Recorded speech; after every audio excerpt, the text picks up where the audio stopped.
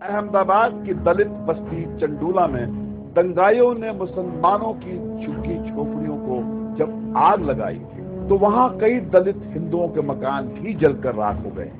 اس لیے جمعیت نے جب حیدرآباد کے اردو اخبار سیاست کے ساتھ یہاں سیاست الائنس نگر بنایا تو اس نے مسلمانوں کے ساتھ ہندوؤں کے لیے بھی مکان بنائے۔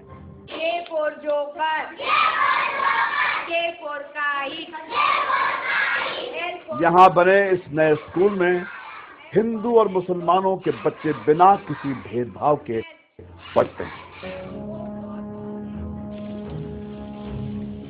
گجرات میں اتنے بھیانک دنگوں کے بیچ ٹھاکر رام سنگھ جیسے لوگوں نے انسانیت کو زندہ رکھا۔ بلول گاؤں میں کبھی سرپنچ رہے رام سنگھ نے 485 مسلمانوں کو 21 دنوں تک اپنے گھر اور کھیتوں میں پناہ دی۔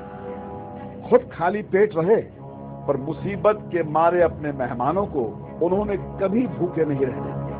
19 مارچ کو ہمیں اطلاع ملی کہ ٹھاکر رام سنگھ کے یہاں بلول گاؤں میں لوگ 35 آدمی ہیں جو پناہ لیے ہوئے ہیں۔ تو تلاش کرتے کرتے غالباً 3-4 بج رہے تھے۔ یہاں جب ہم پہنچے تو ہماری حیرت کی انتہا نہیں تھی۔ ہم نے سنا تھا کہ 35 آدمی ہیں مگر یہاں 485 آدمی تھے۔ اس وقت تو ایسا حال تھا کہ جو مسلمانوں کو مارے اس کو انعام مل رہا تھا۔ وہ اپنی کمیونٹی میں بحیثیت اس کو اس بات کا پرائڈ تھا، فخر تھا کہ میں نے اتنوں کو مارا۔ ایسے میں ایک شخص اپنی پوری کمیونٹی کے خلاف صرف اپنے چھتری دھرم کو سامنے رکھ کر کے کھڑا ہوتا ہے۔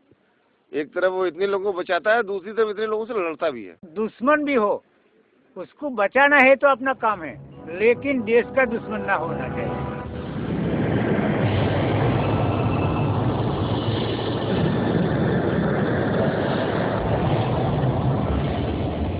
چاہے دنگے ہوں یا پراکرتک آفتائیں، جمعیت نے ضرورت کے وقت ہر کسی کا ساتھ دیا۔ گجرات میں ہی جب 26 جنوری 2001 کو زبردست بھوکمپ آیا تو راحت سامگری لے کر پہنچنے والی تنظیموں میں جمعیت سب سے آگے رہی۔ بھارت پاکستان سیما کے پاس بسے کوتڑا گاؤں تک جمعیت نہ صرف راحت کا سامان لے کر پہنچی بلکہ اس نے لوگوں کو رہنے کے لیے نئے مکان بھی بنا کر دیے۔ درجنوں گاؤں میں نئے مکان اور روزی روٹی کے لیے مدد دے کر جمعیت نے زلزلے سے بے حال ہوئے لوگوں کو جینے کا ایک نیا سہارا دیا۔ انجار میں بنے اس چلڈرن ولیج میں جمعیت نے نہ صرف حکم بلکہ قومی فسادوں میں اناتھ ہوئے بچوں کو رہنے اور ان کی تعلیم کا بھی انتظام کیا ہے۔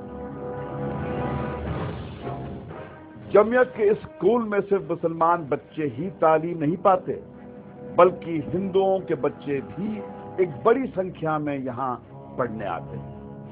جمعیت کی کوششوں سے بچوں کو اس چلڈرن ولیج میں اپنا بچپن بھلے ہی واپس مل گیا ہو پر ان کے معصوم سوالوں کے جواب دے پانا کوئی آسان کام نہیں ہے۔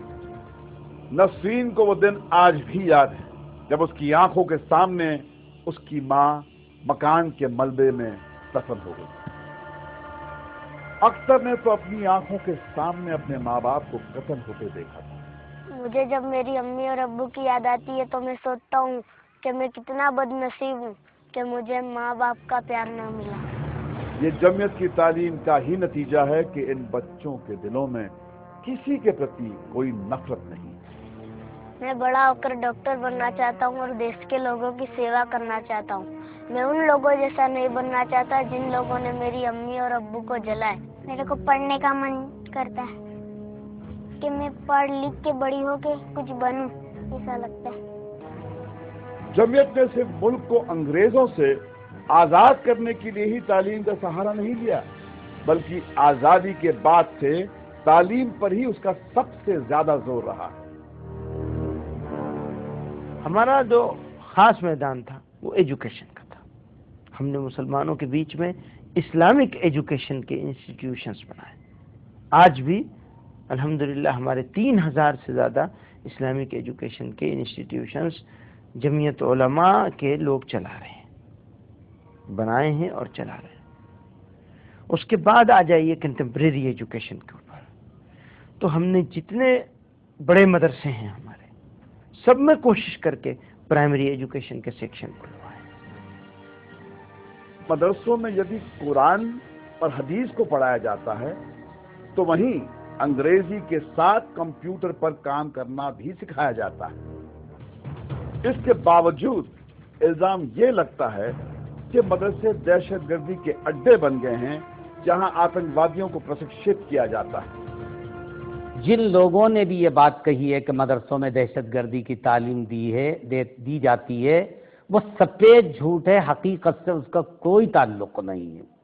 اور اگر واقعتاً یہ مدرسے دہشت گردی کی تعلیم دیتے ہیں تو اس مدرسے کی عمر 140 ہے۔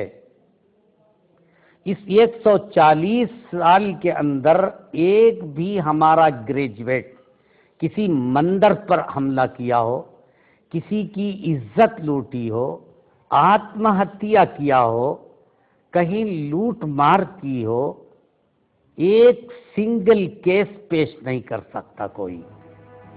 دیش کے وبھن راجیوں میں جمعیت اس سمے 3000 سے زیادہ اسکول چلا رہی ہے، لڑکیوں کے لیے ہاسٹل تیار کر رہی ہے، نوجوانوں کو تعلیم کے ساتھ روزگار بھی ملے اس کے لیے جمعیت ITI جیسے انجینئرنگ کالج چلا رہی ہے، کم خرچے میں ڈاکٹری جانچ اور علاج کے لیے اسپتال بھی چلا رہی ہے۔ انٹرسٹ فری بینکنگ کا ہم نے سسٹم شروع کیا، ایک جگہ شروع کیا، بنا کے دکھایا، چلا کے دکھایا، اس پیٹرن پر سارے ملک میں اس وقت 319 اس طرح کے انسٹیٹیوشنز چل رہے ہیں۔ ملک کی آزادی کے 58 سال گزر جانے کے بعد بھی 65% مسلمان آدمی اور 82% مسلمان عورتیں پڑھنا لکھنا نہیں جانتے۔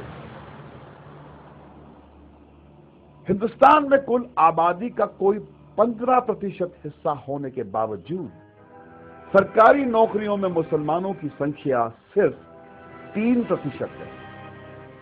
فوج اور پولیس میں تو مسلمانوں کی 1% کی بھی حصہ داری نہیں ہے۔ اس کے باوجود ہر روز ان سے ملک کے پرتی ان کی وفاداری کا ثبوت مانگا جاتا ہے، انہیں پاکستانی ایجنٹ قرار دیا جاتا ہے، وندے ماترم نہ کہنے پر انہیں غدار کہا جاتا ہے۔ اسلام کا ایک بنیادی فلسفہ ہے، وہ یہ ہے کہ پوجا ہمارے ہاں صرف ایک کی جائے گی۔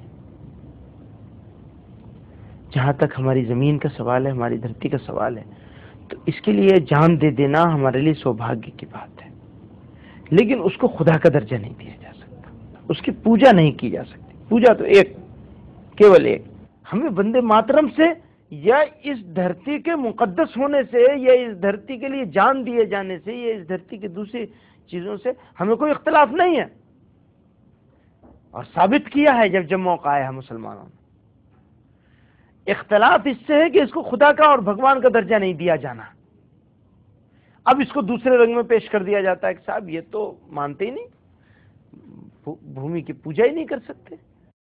مسئلہ چاہے فلسطینیوں کے ساتھ ناانصافی کا ہو یا بوسنیا میں مسلمانوں کے قتل عام کا، عراق کے خلاف امریکہ کی غنڈہ گردی ہو یا پھر دہشت گردی کو مٹانے کے نام پر پوری دنیا میں اسلام کو بدنام کرنے کی سازش ہو، جمعیت نے ہر مسئلے پر اپنی آواز بلند کی ہے، جلسے کی ہیں اور ہر مذہب کے لوگوں کو اپنے ساتھ جوڑا ہے۔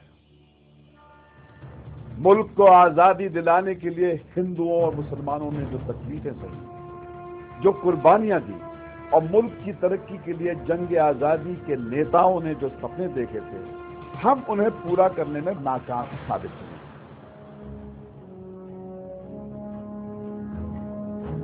یہ سابرمتی ایکسپریس کا جلا ہوا ڈبہ اور پھر سرکاری شے پر بھڑکے قومی فسادات کا جنون اس بات کا ثبوت ہے کہ ہم آج بھی آزاد ہیں اور آج بھی غلام ہیں۔